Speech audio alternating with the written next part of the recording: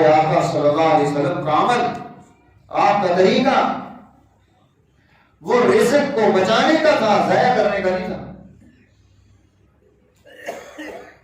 اور جب قوموں میں سوال آتا ہے بھوک کیوں پیدا ہوتی ہے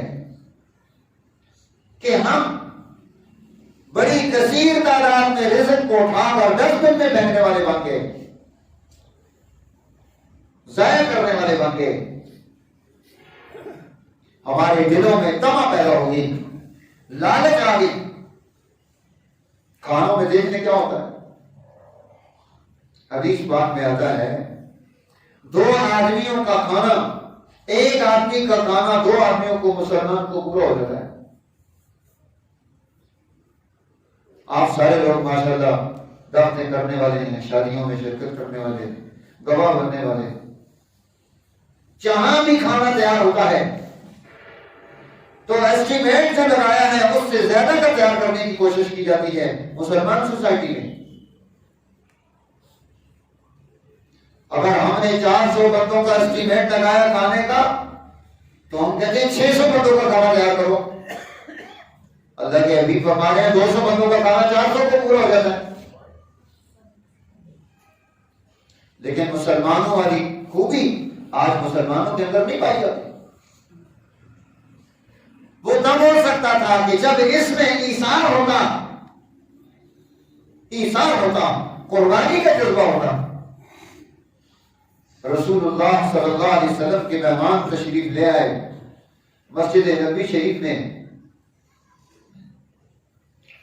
مہمان آ گئے،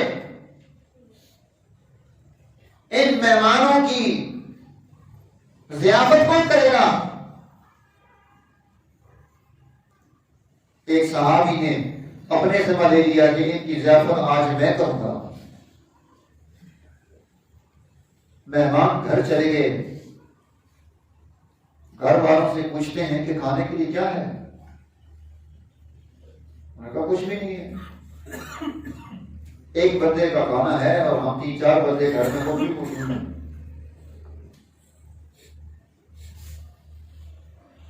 انہوں نے کہا کس طرح کرو کہ حضور نبی کریم صلی اللہ علیہ وسلم کے مہمان ہیں، ان کو کھانا کھلانا ہے۔ اب ایک بندے کا کھانا ہے، گھر والے سارے رہتے ہیں۔ اس نے کہا کہ کھانا دسترخوان پر لگا کر ہم سب بیٹھ جائیں گے، تم یہ جو ٹمٹماتی روشنی ہے اس کو ٹھیک کرنے کے بہانے بند کر دینا جو چراغ جل رہا ہے، تاکہ اندھیرا خوب ہو جائے۔ ہم گھر والے کوئی کھانا نہیں کھائیں گے آج رات کو، سارا کھانا مہمان کھائے گا۔ اب وہ چگیر تک آ جاتا ہے، وہاں سے پلیٹ تک جاتا ہے، وہاں سے منہ تک آتا ہے، اور باتیں کرتے ہوئے منہ ہلایا جا رہا ہے جیسے کھانا چبایا جاتا ہے، لیکن